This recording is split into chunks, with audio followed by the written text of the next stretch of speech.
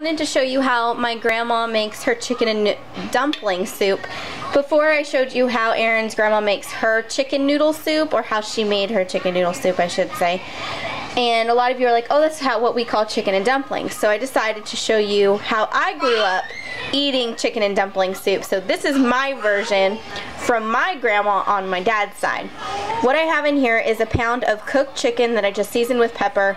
I shredded it up, and then I threw in some celery. And then I'm going to use 3 14-ounce cans of chicken broth. I use low sodium. You don't have to. It really is up to you. I just prefer not to have any extra added salt to it. I do have 1 can that is regular, so I add that in there. Then you're going to do 3 cups of water.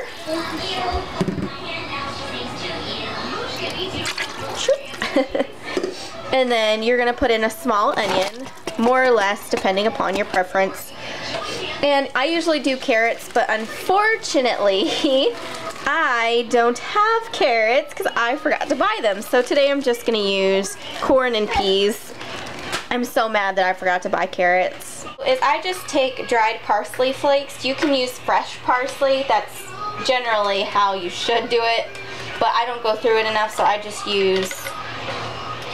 use parsley flakes, and you just need a teaspoon of that, a 1/4 teaspoon of poultry seasoning, a 1/4 teaspoon of garlic powder, then a 1/4 teaspoon of pepper, black ground pepper. And then you just bring all of that up to a boil, and you're gonna let that get up to a boil. Once you've got this up to a boil, you're gonna reduce the heat and let it simmer for 30 minutes. And then after that, we will be ready to do the next step, which is the dumpling step, which is a lot of fun. This is generic Bisquick. You're just gonna take some Bisquick and follow the directions on the side. Yours should say something about dumplings. Down here mine says drop dumplings or drop biscuits, which is the exact same thing. So I'm just gonna follow that, but usually it's 2 cups of mix with 2/3 cups of milk, and then you just mix those together. Looks like I'm gonna go ahead and add just a little poultry seasoning to my bread, or my dough rather, and mix that in there. You don't have to do this step. I just think it adds a little bit more flavor to every bite. Once you have your soup back up to a boil, give it 1 good stir so nothing's sticking to the bottom. You want to make sure you don't let anything burnt at the bottom.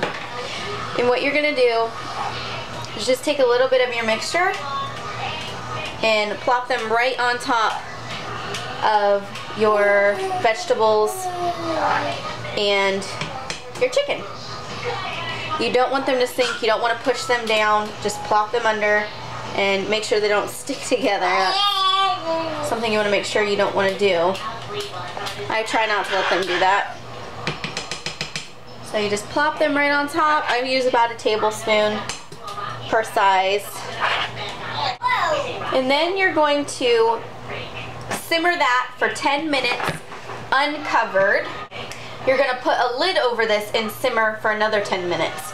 So essentially 20 minutes, 10 without the lid and then 10 with the lid. And here is what it looks like. It's chicken and dumplings.